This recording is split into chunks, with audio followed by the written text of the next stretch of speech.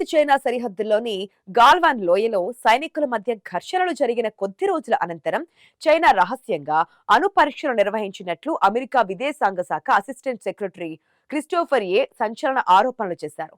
ఐక్యరాజ్య సమితి పర్యవేక్షణలో జరిగిన నిరాయుధీకరణ సమావేశంలో పాల్గొన్న క్రిస్టోఫర్ చైనా అణు పరీక్షలకు సంబంధించి కీలక వ్యాఖ్యలు చేశారు. అణు నిరాయుధీకరణ దిశగా చైనా, రష్యాలపై ఒత్తిడి తీసుకురావాలని ఇతర దేశాలకు అమెరికా విదేశాంగ శాఖ అసిస్టెంట్ సెక్రటరీ క్రిస్టోఫర్ పిలుపునిచ్చారు. చైనా ఉద్దేశపూర్వకంగా అణుశక్తిని భారీగా విస్తరిస్తోందని క్రిస్టోఫర్ ఆరోపించారు. 2020 జూన్ 22న చైనాలోని లాప్నూర్ భూగర్భ కేంద్రంలో 2.75 తీవ్రతతో ప్రకంపనలు వెలువడినట్లుగా పేర్కొన్నారు.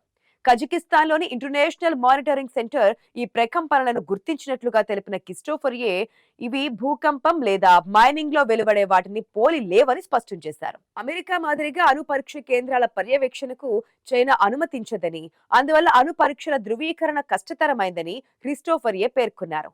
ఈ అంశంపై దౌత్య మార్గాలను అనుసరించేందుకు సిద్ధంగా ఉన్నట్లుగా క్రిస్టోఫర్ తెలిపారు. అలాగే న్యూస్ స్టార్ట్ బృందంలోని కొన్ని లోపాలు ఉన్నాయని క్రిస్టోఫర్ అన్నారు. ముఖ్యంగా రష్యా వద్ద ఉన్న సుమారు 2000 నాన్ స్ట్రాటజిక్ అణు వార్ హెడ్స్ పై ఆ ఒప్పందం స్పష్టమైన నియంత్రణలు విధించలేదని పేర్కొన్నారు. అయితే చైనా వేగంగా, పారదర్శకత లేకుండా తన అణు ఆయుధ సామర్థ్యాన్ని విస్తరించడాన్ని ఈ ఒప్పందం పరిగణలోనికి తీసుకోలేదని క్రిస్టోఫర్ తెలిపారు. చైనా మరింత పారదర్శకతను పాటించాలని క్రిస్టోఫర్ కోరారు.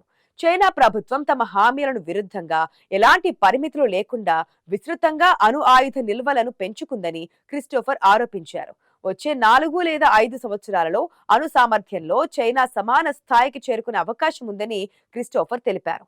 మరోవైపు చైనా రహస్యంగా అణు పరీక్షలు జరిపిందని అమెరికా చేసిన ఆరోపణలను ఐక్యరాజ్య సమితి పర్యవేక్షణలో జరిగిన నిరాయుధీకరణ సమావేశంలోనే పాల్గొన్న చైనా రాయబారి జియాంగ్ సెన్ తీవ్రంగా ఖండించారు.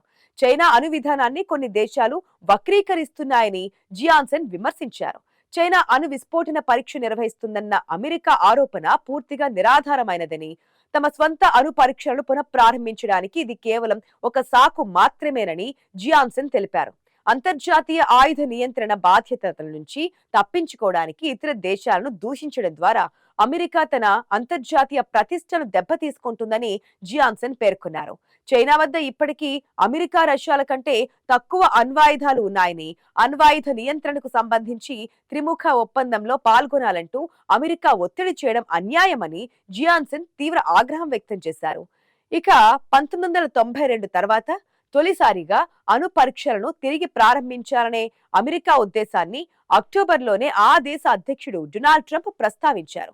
అయితే అలాంటి పరీక్షల్లో అణు విస్ఫోటనాలు ఉండవని ఎనర్జీ సెక్రటరీ క్రిస్ రైట్ స్పష్టం చేశారు. ట్రంప్ తన మొదటి టర్మ్ లో చైనాను కలుపుకుని 3 దేశాల మధ్య అణు ఒప్పందం కుదిర్చేందుకు ప్రయత్నించినప్పటికీ అది విఫలమైంది.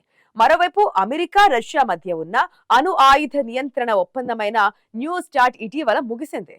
దీంతో ప్రపంచంలో అతిపెద్ద అణుశక్తులైన అమెరికా, రష్యా దేశాల ఆయుధ నిల్వలపై ఉన్న పరిమితులు తొలగిపోయాయి. ఇది కొత్త అణు ఆయుధ పోటీకి దారితీయవచ్చన్న ఆందోళనలు వ్యక్తమవుతున్నాయి.